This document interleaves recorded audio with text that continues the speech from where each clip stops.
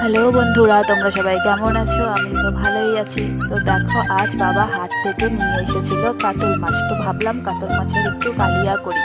তো কাতল মাছ কালিয়া করার জন্য প্রথমে মাছগুলোকে ভালো করে ধুয়ে নিয়েছি। এরপর আমি ওকে ডাকলাম যাতে আমাকে একটু হেল্প করে। তো তার জন্য প্রথমে একটা মিক্সচারে মশলাটা করে নিল। কাতল মাছটা কালিয়াটা ওই বানিয়েছে, আমি শুধু ওকে মাছগুলো ভেজে দিয়েছি। মাছগুলো ভেজে তুলে রেখেছিলাম। এরপর ও মশলাটাকে দিয়ে কষিয়ে মাছের কালিয়াটা করে ফেললো। দেখো মাছের কালিয়াটা কত সুন্দর হয়েছে। জাস্ট ও নামাতে পারে না জন্য আমি মাছের কালিয়াটা কড়াই থেকে নামিয়ে থালে সুন্দর করে রেখে দিলাম। দেখো তো কাতল মাছের কালিয়াটা কেমন হয়েছে।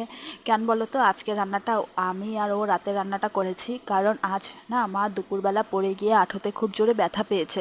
তার জন্য বিছনা থেকে নামতে পারছে না। তাই আজকে রান্নাটা আমি ও দুজনে মিলে শেয়ার করে করেছি। কেমন হয়েছে কমেন্ট করে বলো।